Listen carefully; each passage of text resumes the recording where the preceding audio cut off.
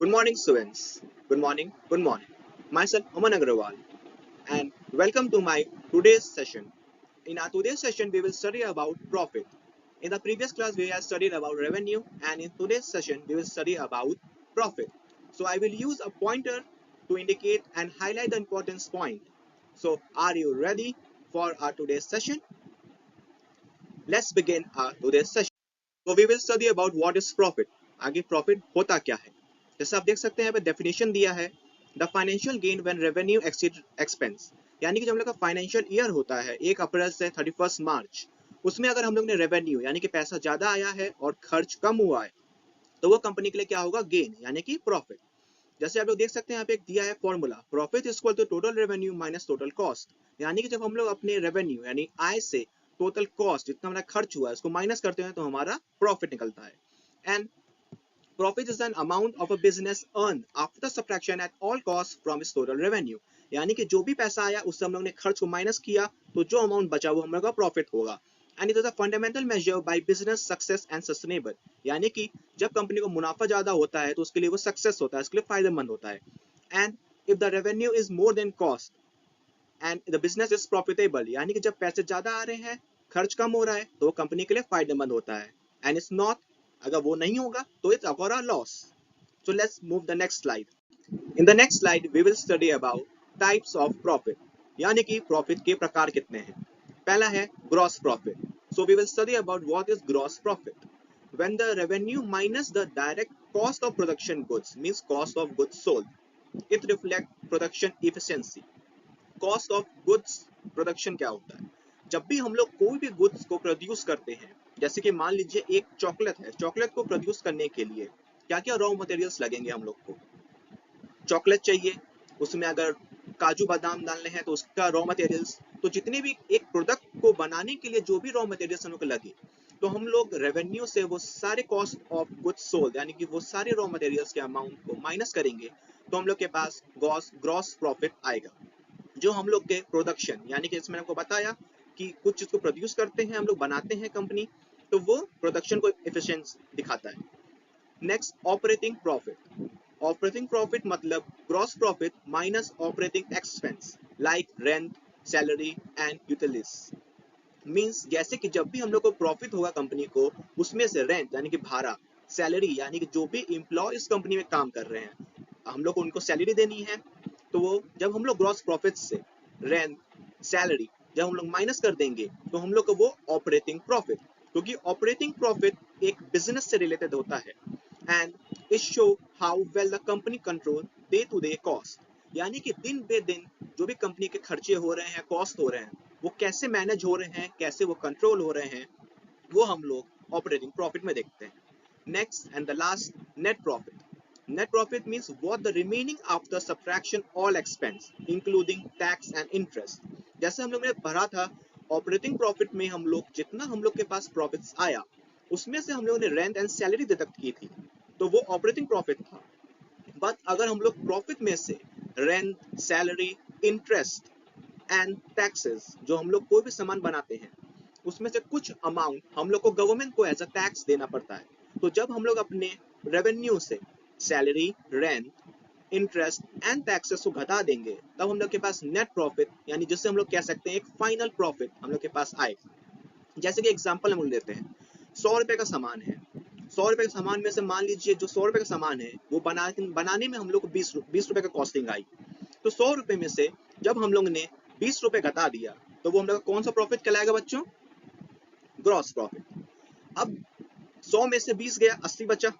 अब 80 में से हम लोग को मान लीजिए 10 रुपए रेंट देना है और 10 रुपए सैलरी देनी है, तो हम लोग जब वो 80 रुपए के रेवेन्यू से 10 रुपए रेंट एंड 10 रुपए सैलरी माइनस करेंगे तो हमारे पास कितना बचेगा बच्चों?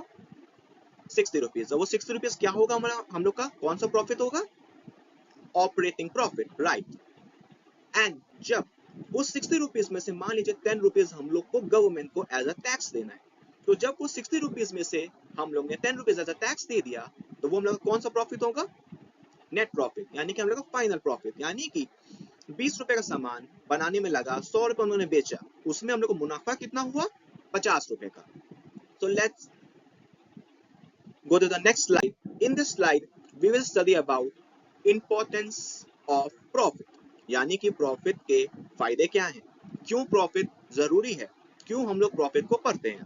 पहला है मेजर सक्सेस, बिजनेस सक्सेस, यानी कि बिजनेस का जो सक्सेस है वो कैसे हो रहा है उसको हम लोग को मेजर करना।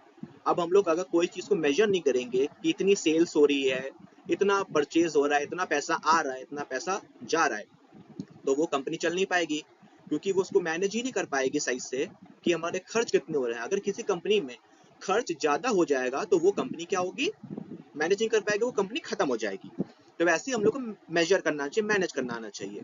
मैनेज सक्सेस प्रॉफिट बिजनेस से क्या समझेंगे हम लोग, high profit indicate strong performance.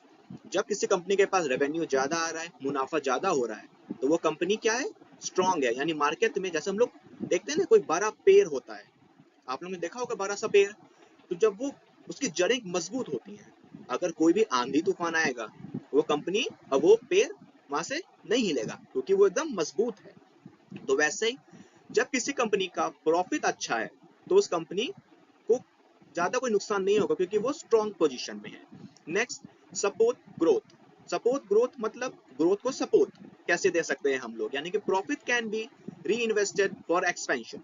जैसे कि मान लीजिए कंपनी को 50,000 का प्रॉफिट हुआ और वो 50,000 रुपए वो खर्च ना करके अपनी ही कंपनी में इन्वेस्ट कर दे। जैसे कि मान लीजिए उसका अगर एक फैक्ट्री है, प्रॉफिट हुआ किसी साल ज्यादा, तो वो दूसरी फैक्ट्री बनाने के लिए इन्वेस्ट कर देगी, तो उससे क्या होगा दोस्तों, प्रॉफिट डबल हो जाएगा, राइट। हाँ, एक से उसमें इन्वेस्ट करके एक फैक्ट्री से दूसरी फैक्ट्री बना दी है हम लोग, तो हम लोग का इन्वेस्टमेंट हुआ उसमें, तो हम लोग का प्रॉफिट लाभ होगा। Next, attract investor. अब इन्वेस्टर क्या है, अब जैसे इन्वेस्टर जैसे मैं हो सकता हूँ, आप लोग हो सकते हो, जैसे आप लोग ने मेरी क्लास ज्वाइन की है तो आप भी इन्वेस्टर हो सकते हो। कैसे इन्वेस्टर होगे, जब आप देखोगे कि कंपनी प्रॉफिटेबल है, कंपनी कमा अच्छा रही है, तो वो कंपनी में आप पैसा लगाओगे, तो वो आपको वहां से फायदा मिलेगा, तो आप इन्वेस्टर, क्योंकि कंपनी अगर प्रॉफिट अच्छा हो रहा है तो वो लोगों को अट्रैक्ट करेगी, आइए हमारे पास हमारे कंपनी में पैसा लगाइए। That's and the last point is ensure sustainable. Sustainable यानी कि मार्केट में सस्टेन करना, बने रहना। जैसे कि हम लोग को खाना पीना, ब्रीथिंग सब बहुत जरूरी है, वैसे कंपनी को मार्केट में सस्टेन रहने के लिए, मार्केट में बने रहने के लिए प्रॉफिट बहुत जरूरी है। अब अगर किसी कंपनी को प्रॉफिट ही नहीं होगा तो वो कंपनी में क्या वो लंबे समय के लिए सरवाइव कर पाएगी बच्चों, आप लोग बताइए। क्या किसी कंपनी को प्रॉफिट ही नहीं होगा, लाभ ही नहीं है, क्या वो मार्केट में सरवाइव कर पाएगी? जैसे मैं देख पा रहा हूँ कमेंट्स, वो सरवाइव नहीं कर पाएगी। सो आज हम लोग ने पढ़ा इंपॉर्टेंस ऑफ प्रॉफिट। अब हम लोग नेक्स्ट स्लाइड पे जाएंगे, हम लोग पढ़ेंगे फैक्टर अफेक्टिंग प्रॉफिट, यानी कि प्रॉफिट, लाभ तो हो गया हम लोग को, अब लाभ में कौन कौन के ऐसे फैक्टर्स होते हैं जो हम लोग को अफेक्ट करते हैं। जैसे कि फैक्टर अफेक्टिंग क्या होती है, पहले हम वो समझते हैं। जैसे कि अगर हम लोग कुछ अच्छा खाना खा रहे हैं तो वो हम लोग के सेहत पे कैसा असर करेगा, तो वो हम लोग यहाँ समझेंगे प्रॉफिट में क्या फैक्टर इफेक्ट करते हैं। पहला है cost of production. Cost of production, production यानी कि जो हम लोग कंपनी गुड्स को प्रोड्यूस करती है, बनाती है, तो उसमें जो कॉस्ट आ रहा है, इसमें अगर हायर कॉस्ट होगा तो प्रॉफिट मार्जिन कम होगा। जैसे कि अगर सामान को बनाने में हम लोग की 50 रुपए की लागत लग रही है और हम लोग बेच रहे हैं 40 रुपए में, तो बच्चों को प्रॉफिट हुआ क्या लॉस हुआ, वो लॉस हुआ। तो हम लोग को अपनी कंपनी के प्रोडक्शन को कम रखना पड़ेगा और ज्यादा में हम लोग उसको बेच पाएंगे, तो हम लोग को प्रॉफिट मार्जिन होगा। Next point, price strategy. जैसे कि हम लोग रोज एक स्ट्रेटेजी बनाते हैं कि हम लोग को सुबह उठ के प्लानिंग करते हैं जैसे दोस्तों कि हम लोग को ये काम कंप्लीट करना है, वैसे ही price strategy as a company को करनी पड़ती है एक प्रॉफिट बनाने के लिए। जब वो अच्छी प्राइस स्ट्रेटेजी करेगी, तो वो अच्छी प्राइस स्ट्रेटेजी कैसे होगी, जब वो सेल्स अच्छा करेगी तो उसको प्रॉफिट भी अच्छा होगा। Next, market demand. This is a most important topic in the factor affecting profit. Market demand, जब तक किसी कंपनी को यही नहीं पता होगा कि मार्केट में डिमांड किस चीज की है, तब तक वो सरवाइव नहीं कर पाएगी, वो सेल्स ही नहीं कर पाएगी, कस्टमर परचेज ही नहीं करेगा उस चीज को। तो मार्केट डिमांड क्या है, strong demand can boost the sale. जैसे हम लोग जब सुबह अच्छा खाना खाते हैं, हम लोग की एनर्जी कैसे होती है दोस्तों, बूस्ट होती है। जैसे अभी आप लोग की एनर्जी बूस्ट है कि आप लोग मन लगा के आप पढ़ाई कर रहे हैं, तो वैसे ही मार्केट डिमांड जब स्ट्रांग होगी, कैसे, जब सेल्स हम लोग की अच्छी होगी, कस्टमर रिलेशन अच्छे होंगे, कस्टमर को पता होगा, हम लोग को पता होगा एज अ कंपनी को कि कस्टमर को क्या चाहिए, तो सेल इंक्रीज होगी, प्रॉफिट इंक्रीज होगा। Then operational efficiency, operational efficiency means streamlined operation, reduce waste and control, यानी कि कंपनी को कोई भी कुछ बनाने के लिए जो भी वेस्ट हो रहा है सामान, वो वेस्ट हम लोग को रोक पाए, उस कॉस्ट को कम कर पाए वेस्ट को, तो वो कंपनी के लिए एज अ प्रॉफिटेबल होगा। नेक्स्ट, कंपटीशन, डेफिनेटली कंपटीशन है, जैसे हम लोग पढ़ाई कर रहे हैं, पढ़ाई में भी कंपटीशन है, एक एक मार्क्स से कंपटीशन है, तो वैसे ही एज अ कंपनी में भी कंपटीशन है, कौन सी कंपनी ज्यादा मुनाफा कमाएगी, जैसे कि मोर कंपटीशन में force price reduction impacting profit, यानी कि जैसे कि आप एग्जांपल हम लेते हैं, रियल वर्ल्ड एग्जांपल, जैसे कि आप लोग चॉकलेट खाते हैं, चॉकलेट कई कंपनी की हैं, तो हर कंपनी पे कंपटीशन बना रहता है कि हमारी सेल अच्छी होनी चाहिए, अब वो उसके लिए उसमें भी और कुछ ना कुछ करते हैं कि सेल भरे, तो कंपटीशन है। Next, we will study about way to increase profit, कैसे हम लोग अपने बिजनेस के मुनाफे को बढ़ा सकते हैं, प्रॉफिट को इंक्रीज कर सकते हैं। फर्स्ट पॉइंट, इंक्रीज रेवेन्यू, हम लोग ने जैसे कल के सेशन में पढ़ा था हम लोग ने कि रेवेन्यू आय हमारी क्या होती है। अगर आप लोगों ने वो वीडियो नहीं देखा है तो आप लोग मेरे चैनल में जाके वीडियो को देख सकते हैं एज अ रेवेन्यू।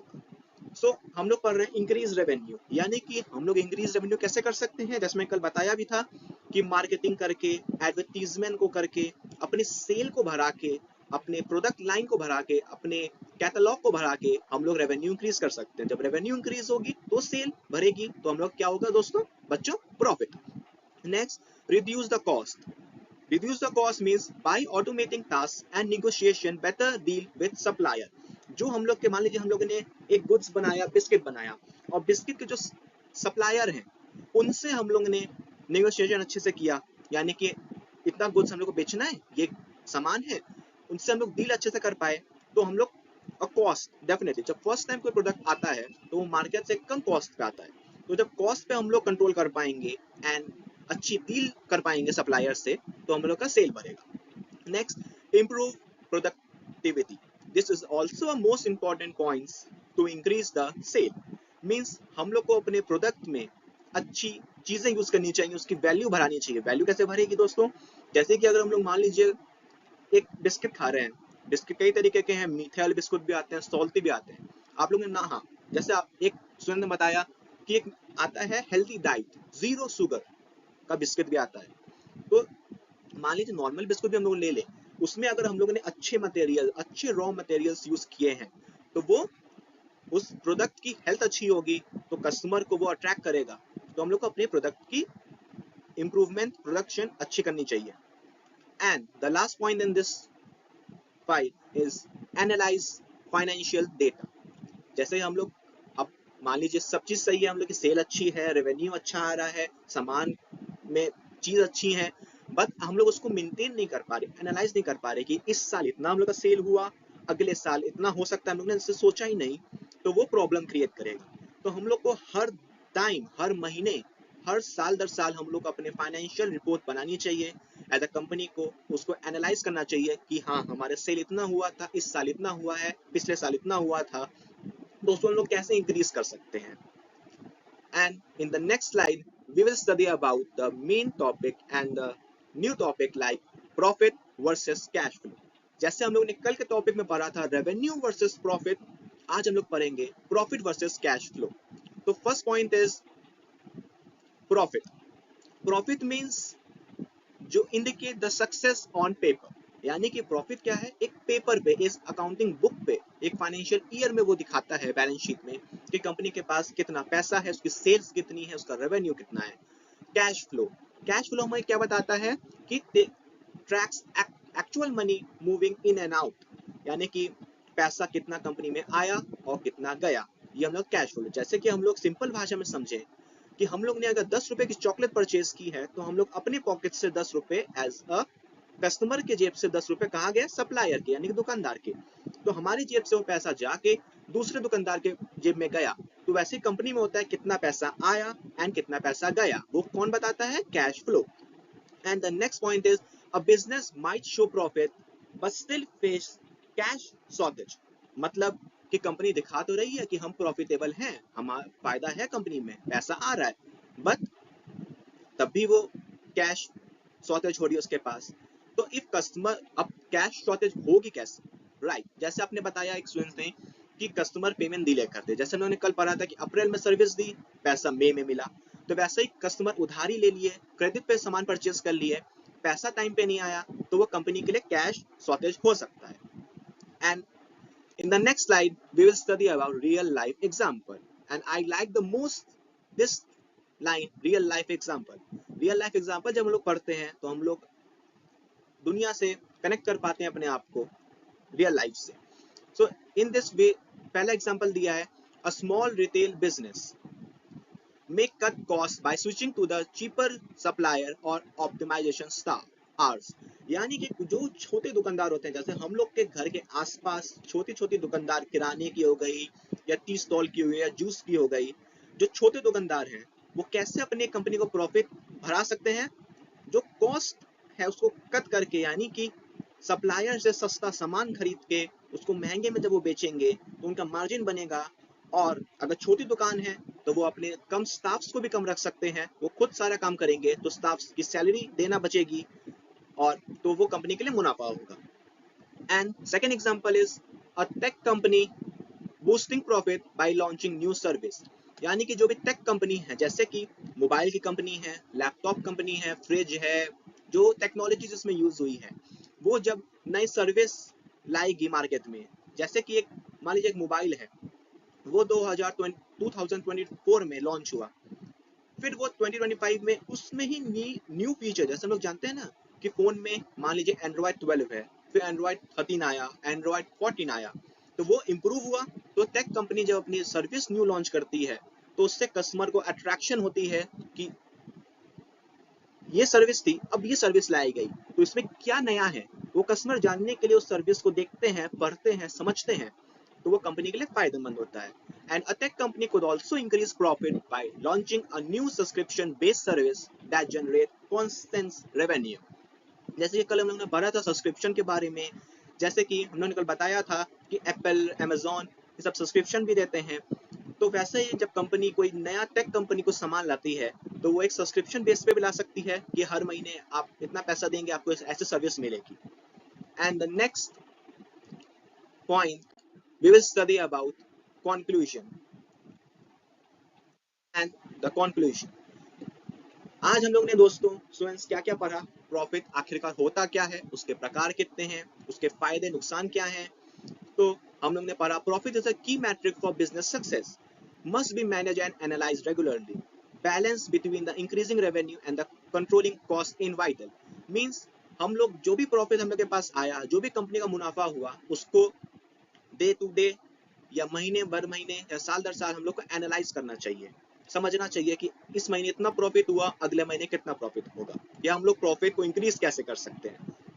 और अगर हम लोग को कंपनी को प्रॉफिट कमाना है तो रेवेन्यू को बढ़ाना होगा और कॉस्ट ऑफ प्रोडक्शन को कम करना होगा। रेवेन्यू जैसे हम लोग ने कल पढ़ा था, रेवेन्यू कैसे बढ़ा सकते थे, मार्केटिंग से, एडवर्टीजमेंट से, एंड कंपनी के सेल को बढ़ा के, अपने कैटलॉग को बढ़ा के, परचेज कम करके, परचेज तो कम नहीं कर सकते, परचेज जब होगा कंपनी के पास उसकी इन्वेंट्री अच्छी खासी होगी तभी वो सेल कर पाएगी।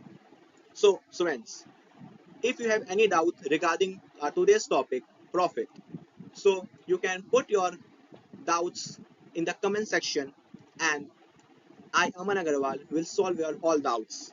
And students, if you have any topic in your mind that I want this topic video, so please tell me in the comment section and I will make a complete video, complete analyzed video in that topic. So thanks for joining my YouTube channel. If you like our today's session, so please like and subscribe my channel and hit the bell icon जिससे आपके नई videos आपसे miss ना हो। So thanks for watching our today's session.